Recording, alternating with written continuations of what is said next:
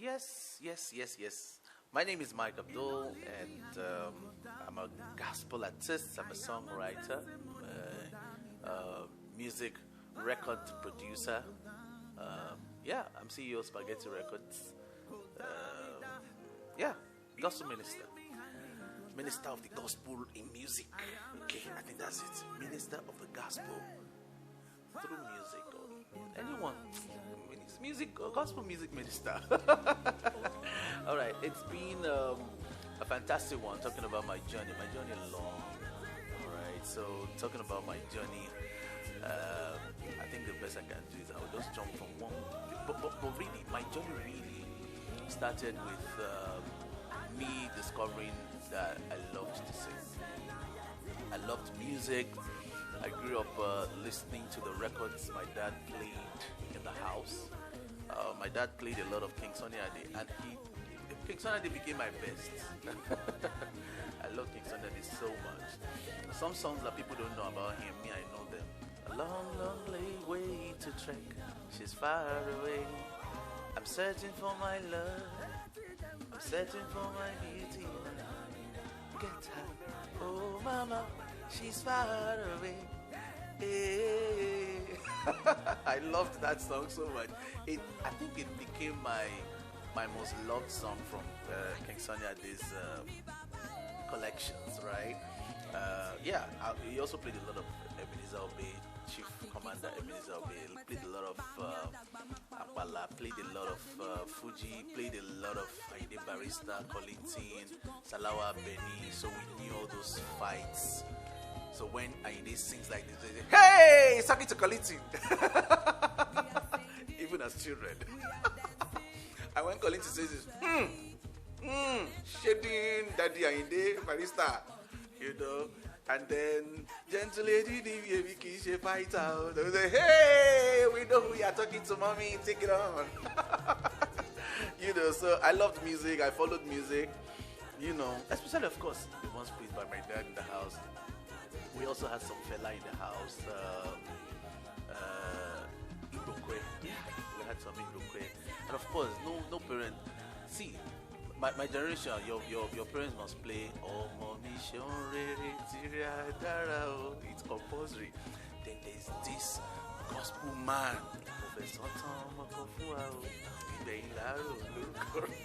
Your mom must love that song if you are Yoruba. And your dad must buy the record because your mom must play it to your hearing. Right? So amazingly, so that's how music started for me. It was from loving music I discovered that I wanted to practice. Yes. Midnight Crew. All right, Midnight Crew. It's amazing. I cannot tell my story without Midnight Crew. It's not possible. Midnight Crew made it possible for me to even start off. Midnight Crew made it easier for me to start off. Midnight Crew made it natural for me to enter into destiny. Put it that way. Seriously. Met members of Midnight Crew in Yaba College of Technology. We sang together as individuals. Sang together as different individuals actually. There's this group, Yabatech called the Original Love Choir. I know it still exists, it's still there.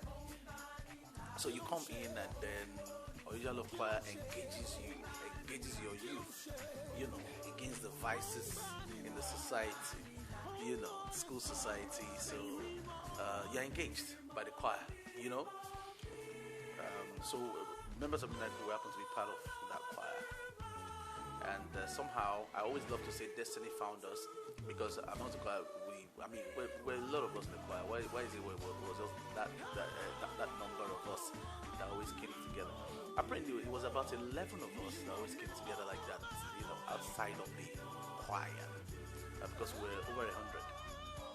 So we would come together and then we would just gather. We could gather under a tree and start singing. We start singing, we pick your parts, okay, you handle this, okay, let's sing this song, And before we open our eyes, we're surrounded by a crowd. It's not a concert. It's just us gathered under the tree to sing. It's a crowd, mixed multitude. You even have Muslims in hijab. Yes, Muslims in hijab who were listening to us. So we had all of that. We had Catholics, we had people from CCC, Celestial Church of Christ, Kerubu, Redeemed, everybody, anybody. It didn't matter where you were or where you're from and stuff like that. So we noticed that happened to us. So we did it every Friday. We liked it. We were enjoying it. And one day we decided, let's have a concert. It was amazing. So we had that concert adjacent the school mosque, opposite the girls' hostel, and then we had the concert, and then people were gathered even before we were ready, before the sound was ready, people were already gathered. Now the concert was on a Friday. Apparently on Friday you have a lot of men who came from outside. These men, Aristos, they will come and then they will take our girls away. But this day on the day of the concert, these men packed their cars, and then their girls will come down and tell them, I have to watch this concert. And then so we found the girls and their men seated on their car watching our concerts. That was amazing for us. Then as it was Friday, so as some of the Muslims prayed, left the mosque and came to the concert. It was fantastic. It was beautiful. We could meet everybody through the instruments of music. It didn't matter what their religion was, And so when we saw a lot of stuff that we had done on campus, we knew that this is beautiful and it should not end with just being in school. Let's take the experience to the bigger world.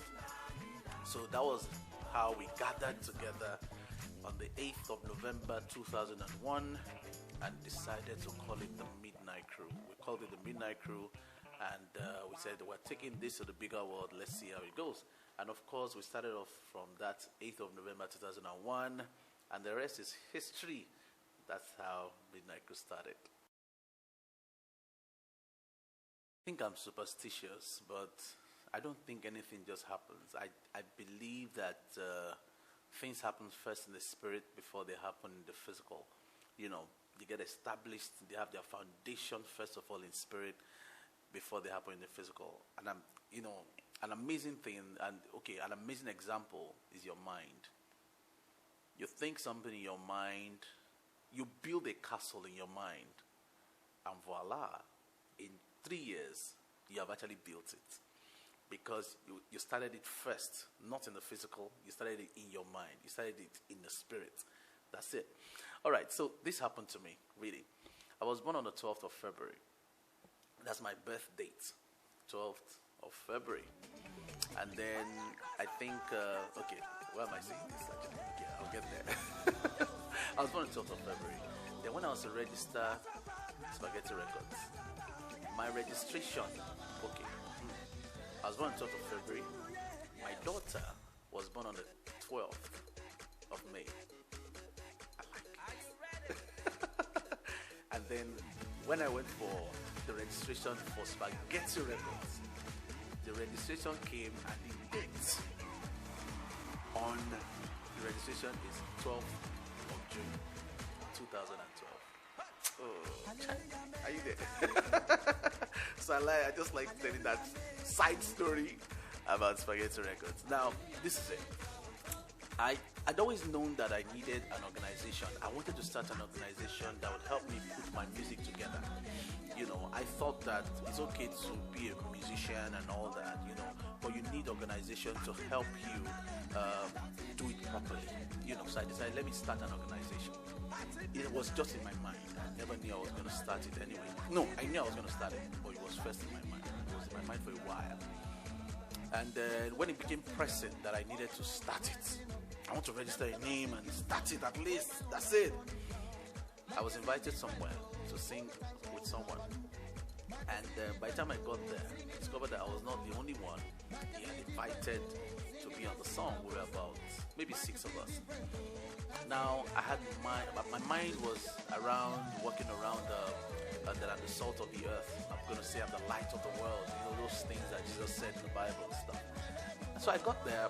So I discovered that the other five guys had said all those things. So I discovered I had no lyrics. So I decided, okay, how can I twist it? How can I be more relevant to my time at that time? At that time, the closest thing to being sought after, because that's what salt is. As salt, you are sought after. Light of the world, you are sought after. So the closest thing to being sought after that was on the street then was one comedian spaghetti. One comedian spaghetti. Are you there? So I decided, okay, can I be the Jesus of this generation? The Jesus on the street, right? So Jesus Christ used the terms, you are the salt of the earth for the people so that they could understand. That's what he did. So let me talk to my street people and tell them, you are the spaghetti of the earth. Don't go in there with spaghetti, you are sought after. Yeah? Don't let them look at you like that. You are sought after. You know? So that's what I came up with. So I told them at the end of the song, I said, Mr. Spaghetti. Alright? So from there, everybody started calling me Mr. Spaghetti. So spaghetti. Then I went to do a recording with Mr. Daz. His name is Mr. Daz. Producer, fantastic, amazing producer. And I got there. I was done with the song. I was on my way out. And then Mr. Daz said, hey, so Mike. I said, yes, sir. I heard you need a name for your company. I said, yes, so what's wrong with Spaghetti Records? I was like, hey, I like the sound of it. Then I called my lawyer. Hey. Barrister for me. Alpha, help me check. Spaghetti Records, does it exist? Let me check. Check. He called me back. It doesn't exist. I said, now it exists. You're registering it. It exists. Spaghetti Records, that's sort of that. So what now? This little set back. So that's how we started, and our first artist became Monique. Monique was the first person we signed in 2012, and then by 2013, we signed Mike Abdul as our second artist, and by 2017, we signed the amazing Adam to Spaghetti Records. That's it. Spaghetti. That's it.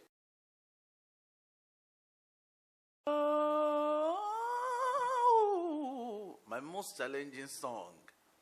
I think the most challenging song I ever wrote. It wasn't sung by me, it was sung by Midnight Crew. That's Sulere. That was the most challenging song I ever wrote. Now, this is the reason.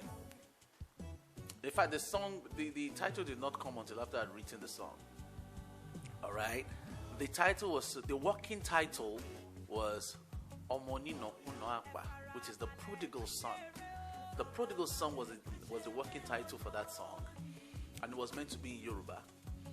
So I found it very difficult because I was thinking, how am I going to compress this story into a fantastic Yoruba song, Yoruba setting, just the way Jesus said the story. But how is he going to say it to Yoruba people on my streets in Mushi? Because I lived in Mushi then. So I decided, okay.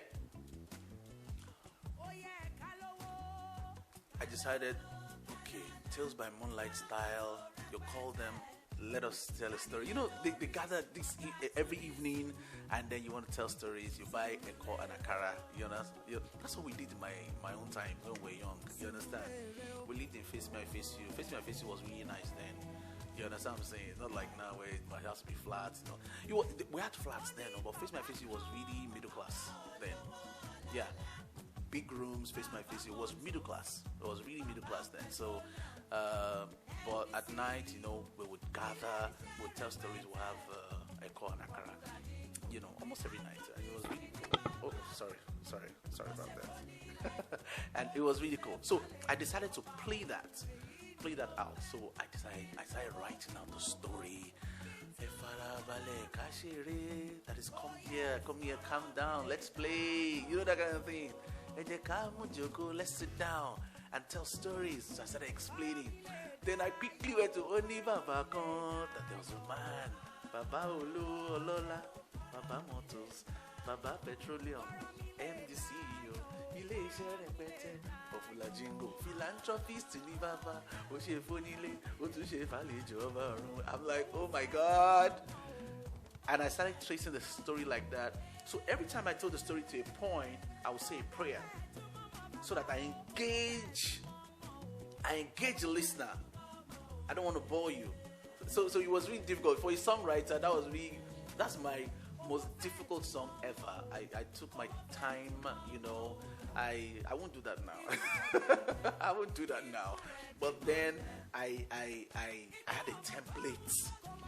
I knew the intro must be there, the body must be. Then I divided the body into like 3 sub-segments. From there, I decided to, okay, what's going to be the outro going to be like? What will the people take home? You understand? So it was in the middle. I said, so Surulere became the title for the song. It was difficult. It was difficult to write, but I'm proud of it. Super proud. Okay, musical inspirations. People inspired me really. I think it was when I got to Kirk Franklin, I knew what influence and inspiration was. It was Kirk Franklin for me. I think first of all, I loved like I said, I love King Sunny Ade so much. I came to know Christ, and then of course I started learning the culture of church. All right, culture of church music and stuff like that. I think the first thing that I landed in his hands was Kai Don Kama. Hey, is it Dan Kama or Don Kama? I've forgotten his name. Stand tall, the devil up in pieces. Oh, lovely song like that. I think it was the first gospel music rapper, right? Okay, from there I think I loved Ronkin Ollie. I think I discovered that I don't like slow songs. You understand what I'm saying? I loved Don Moen much. I loved him. But please, can you play me Ronkin Ollie, please? Quickly. Enter his presence rejoicing, singing great and mighty is his name. Praise him with the sound of the trumpet. Praise him with the timbrel and harp. Let every creature in heaven and earth lift the sound of praise, sing with all their hearts. For the Lord is good. For the Lord is good. For the Lord is good, and his mercy endures forever. So I loved Ronkin Ollie. Alvin Slaughter too was a good one for me. Then Kirk Franklin became the Baba. Kirk Franklin was amazing. Kirk Franklin knew that this is why I'm here. Kirk Franklin was not beating about the bush. Kirk Franklin was not experimenting. Kirk Franklin knew that this is my destiny. I loved that. I really loved that. And that influenced me. It made me quickly know myself. I quickly knew myself that, guy, this is why you're here. Singing is not your hobby. It's your place. So a lot of times, some people have taken their destiny for hobby. Ha! Jesus made that. They have taken their destiny for hobby. So they've hobbyized it. So I decided, I learned a lot from Kirk Franklin. I saw the way he gave his heart, his mind, his everything to it. So that was when I knew that you can actually give everything to simple things. Greatness is not in doing big things. Greatness is actually doing small things excellently. That's what I found with Kirk Franklin, and I think I stayed with Kirk since then. It's been my greatest influence. All right, yeah. Okay, I've had many low points. I have low points. almost, yeah. Yeah, a lot of times. So I've had low points. Low points where I just feel, there's a block. There's a block. So I've been doing this. So what am I doing next? What am I doing next? And I'm not feeling it. I'm not there. You understand? So those times, what I do, I don't force it. So I don't force it. At that time, there's sometimes just go with the flow.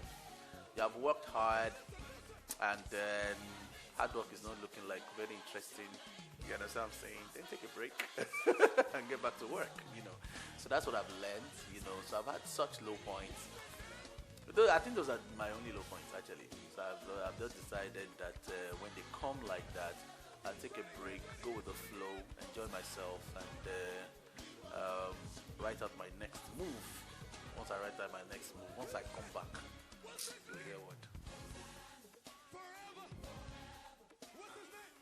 I've had many breakthroughs. I've had many high points. I've really been blessed. Seriously. Maybe I can share a few. I am blessed. I'm blessed. Super blessed.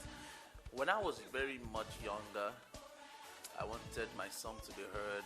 That's a dream of a songwriter. You want expression for your work.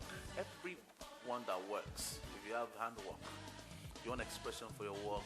You want to be appreciated. You want people to you want to see yourself giving value, to people.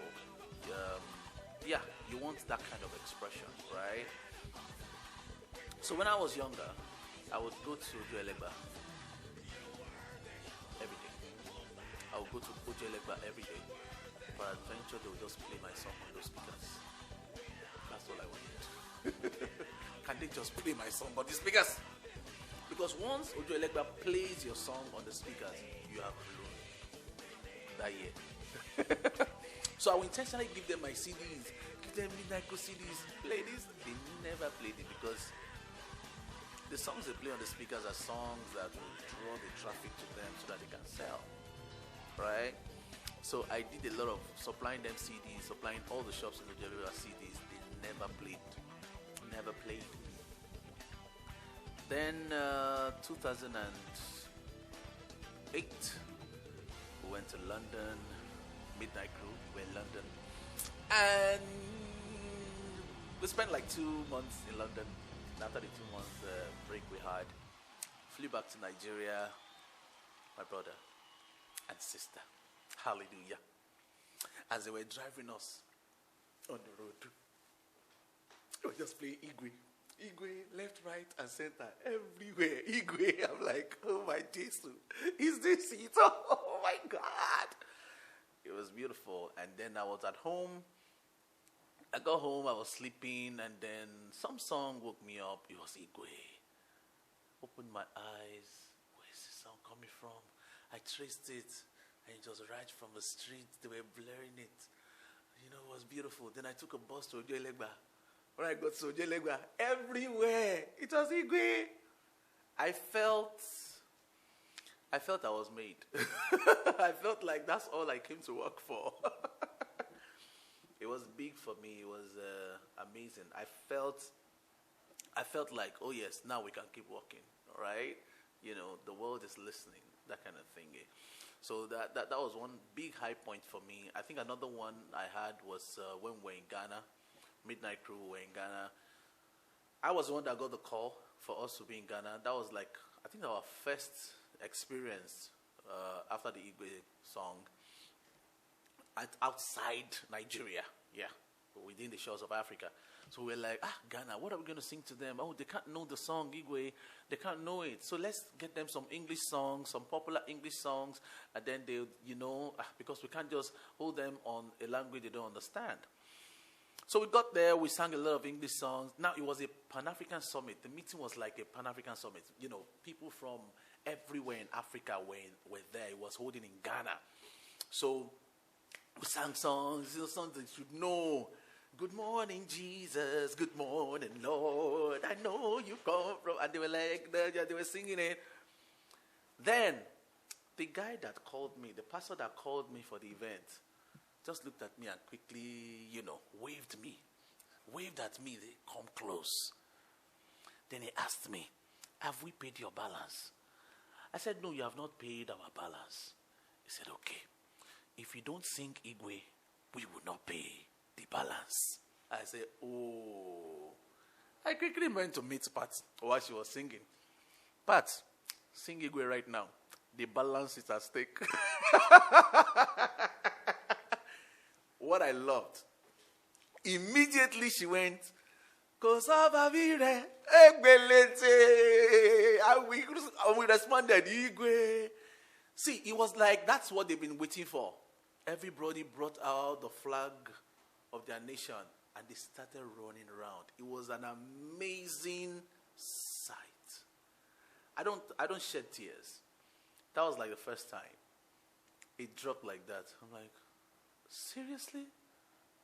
Igwe. I see the way I sang the song, people thought maybe it was spirit that was catching me. something big caught me. It was beautiful. It was amazing. I think that's it. Korede was a song. Even it took me time to believe in. I didn't think I was expecting anything from Korede. I didn't. When I was writing Korede, I was not writing a hit song. I was just writing a song that was expressing truly what I felt. All right, and I always love to tell this story about the Korede song. Now, before I wrote the Korede song, there's a song that caught my mind so much. I loved it so much. This song by Korede Bello, I don't get a lot God doing. Now, why I love that song is that all my life, when I hear Godwin is just someone's name. I never connected to the essence of a name. It was just a name, right? And when I listened closely to Korede Bello's explanation of Godwin, Kai, it was from the song, and I knew that anytime you hear the name Godwin, that is a walking testimony. Yorubas will say that that you don't name a child. You name a child according to experiences, right? We name children by situations and experiences. By our victory, that's how we name children, And that was how I connected to the fact that any Godwin is a testimony walking. And I loved that experience, that explanation the song gave me of that song. Kai.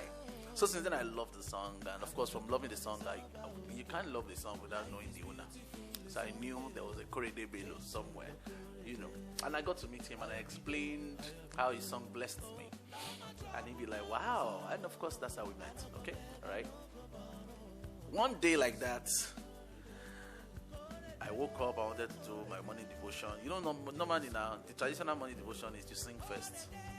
In fact, as a matter of fact, you have to sing to a point before the prayer starts. As a matter of fact, if the singing has not reached the point, you don't want to pray yet. Okay? So I was singing and I ran out of songs. But I knew that it was not yet time to pray. I needed to sing. And I just burst out singing. Korede, akorede di Jesu, Jesu lo korede, moraba.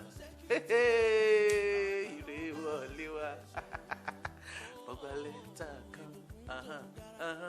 So that's how the song came, and I dropped the song, and I was amazed at the reception, the way people received Korede amazed me. I was on Wazobia FM. Was it Wazobia FM? Was it Cool FM? What's the third one? There's what? Niger Info. It was Wazobia FM, right? It was Wazobia FM. I was on Wazobia FM after the release of Korede, and then I had an interview, and the first person that called started crying. You told my story. You told my story. I'm like, hey, Sister Jennifer, what did I do to you? And that was big for me. That was big for me. After that, I also got a call from a friend of mine who is Igbo, who does not understand Yoruba. And then he said, I cried all night because of this song. I said, excuse me. I went to listen to the song again. I said, I didn't put anything in this song now. It's just me expressing how I felt. And since then, it's been amazing. It's been beautiful. Since 2016, this is 2021. Korede is still hitting it. It's beautiful. It's amazing. And I'm so blessed. Korede is my most streamed song ever. It's my most streamed song ever. most of my songs are written first before the beats. Most of them. I think my training was, you know, I did literature in school, Mayflower School. I give it to Mayflower School. Mayflower always brought someone from Michigan University, University of Michigan, to teach us literature every year. So I loved literature. Tice Larry would always do that. Fly the person. Every year we always had somebody, you know, who was an expert in literature to teach us literature from the University of Michigan. All right. So I loved literature. I really did. You know. So I learned to write prose. I learned to write poems. You know, short stories and all that. You know, I wrote 2 books that were never published. I wrote a few proses, never published also. I wrote quite a number of poems. So I started with writing, you know, so writing becomes very important for me. You know, intelligent writing. I wrote sonnets. I wrote 2 sonnets that never got published also. But I presented them in certain places and I was appreciated, right? I had certificates for writing sonnets, right? Sonnet is a very technical way of poetry. You know, that's what sonnet is. So I had trained myself in the art of writing. So for me, my songs come first with writing them. Yeah. You see, me, I'm a joyful guy and I'm contagious. You can't be around me and be sad. It's not possible. You understand what I'm saying? I'm just like that. In fact, there was a time I prayed to God. I said, God, let this be the reason why I'm here. Anytime people open their TV and see me, let them be happy for nothing. Let them not know why they're happy. Let them just know that Mike Abdul is coming, we're dancing. That is it, you know? I think that's what I want to stand for. That's what I want to look like. I want to look like the joy you're looking for. You know? That's me. I think I was able to radiate that energy to a lot of people. So I found some directors and some movie producers watching me on TV and thinking, this guy should be able to act. Yeah. And then some of them started calling me. Yeah, I think the very first movie that I really got into is King Invincible. I was in King Invincible. I acted with Gabriel Afolayan. I was there with Omomi Dada. I was there with quite a number of guys. Tokwe Tedila. What's the name of this man? Has white hair. He's Igbo. Jude. Hey. Okay, Jude. Yes, so yes.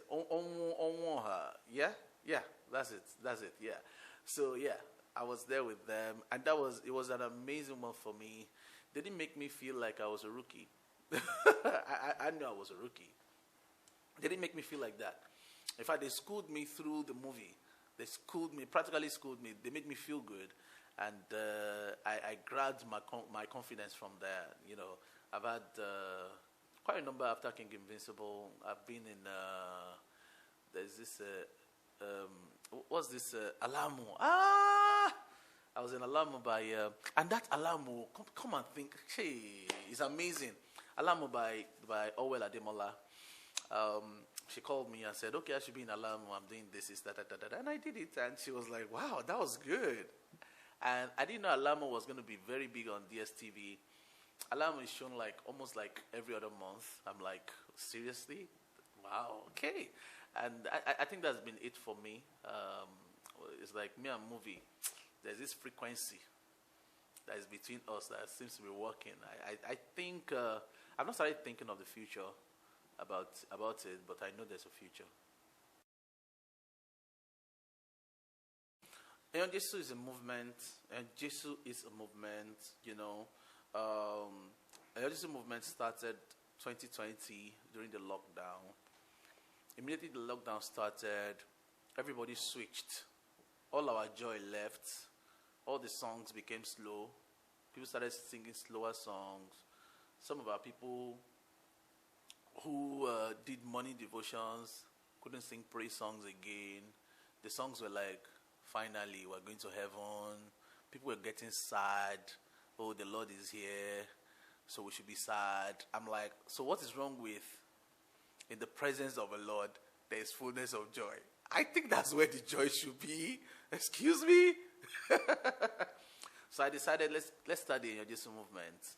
Let us bring our joy game. Let's bring joy. That's what it is. In the presence of the Lord, there is fullness of joy.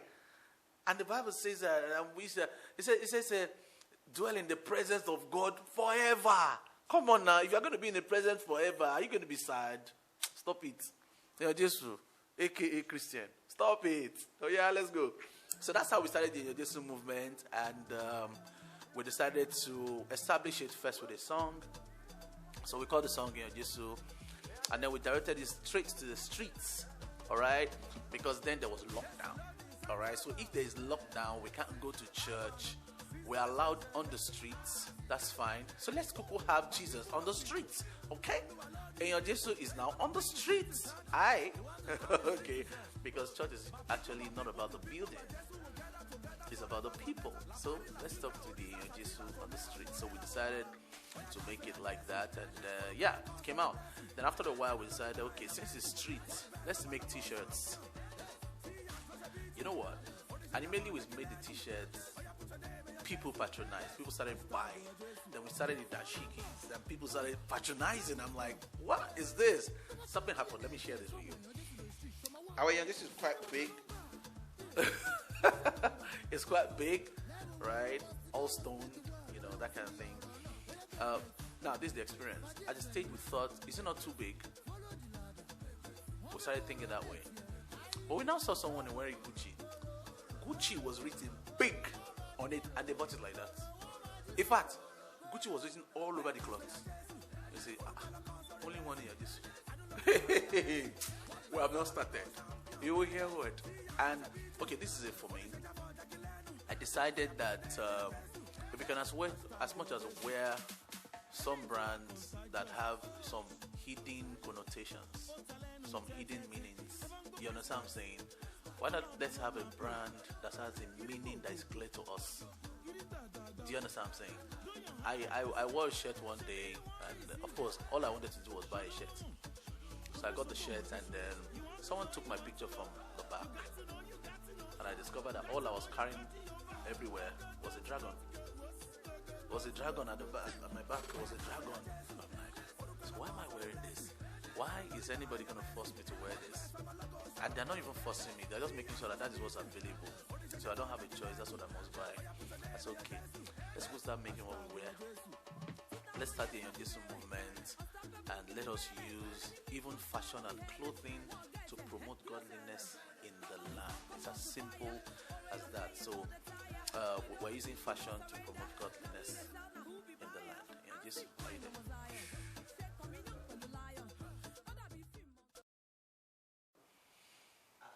Yes, so kodamida, you know, leave me hanging, kodamida. I am a testimony, kodamida. Kodamida. See, I've just always believed in reaching people through music. I want them to confess positively. People don't know. A lot of the government doesn't know that what happens in our society, the things we hear, we gradually become. All right.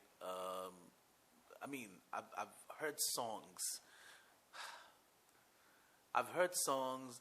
Well, I'd heard them, never listened to them. So I listened to some of them, and the person was describing suicide, how he wants to kill himself. In fact, I found out eventually that he committed a suicide.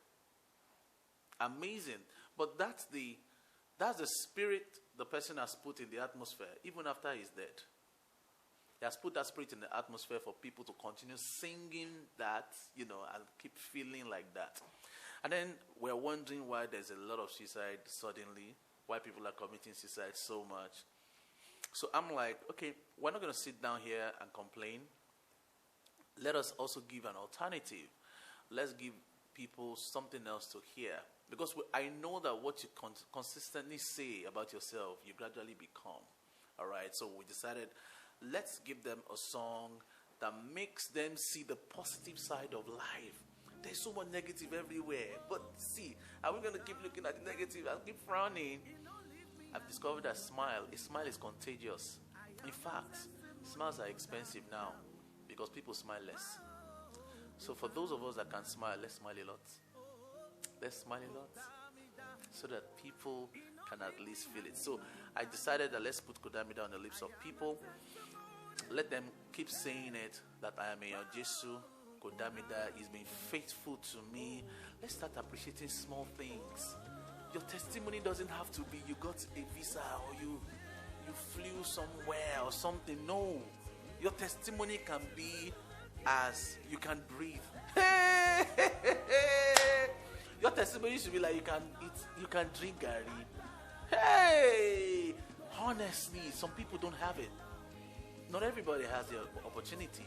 Not everybody has the opportunity to sleep and wake up. Not everybody has the opportunity to go out and come back. The day you didn't have transportation to go out, that day someone else had transportation and died in an accident. How far? Could that be that? Are you there?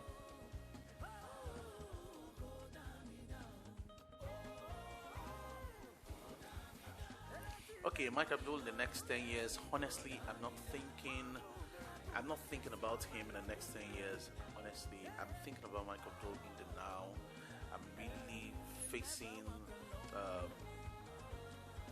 now and appreciating the now, because the now is what I have. I have it in my hand. I can control it.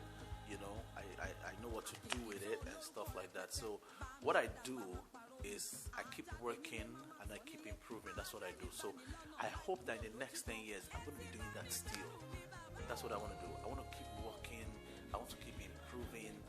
I want to keep inspiring the generation around me. I want to keep influencing the culture, the prevailing cultures, the emerging cultures, because we notice that every year cultures emerge. You understand? Culture doesn't stay one place. It keeps growing. So we grow with the culture, understand the culture. Is it there? Oh yeah, we influence your culture. And you will are eating palliative, make you chop glory. Oh yeah, chop the glory, amen. Oh yeah, eat it. You know. So I think that's it for me. So in the next 10 years, we're still going to be doing this. Yeah, we're still going to be doing this. That's what we're going to do. Yeah.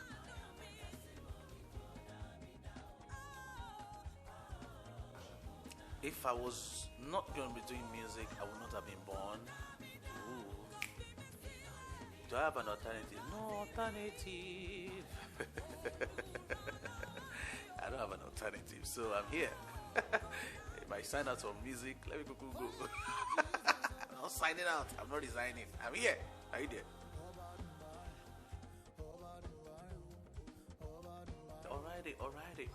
Alrighty. Can you please love yourself? Please just love yourself. How can you not love yourself? You that God loves. Stop it.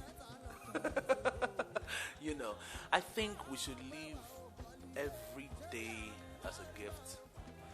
We should live every day with gratitude. The Bible says that He daily loads us with benefits. We should live every day with a lot of gratitude. It would help us a lot. We should shut out the noise and be focused. We should shut out the noise. There would always be noise. There would always be rumors. There were rumors 10 years ago. Are we still not here? So if you chose to do nothing that 10 years ago because of the rumors, 10 years you would have wasted. Okay? So I would always say that find your place, find your strength zone, walk in your strength zone, push away from your comfort zone, keep working, but please remain in your strength zone.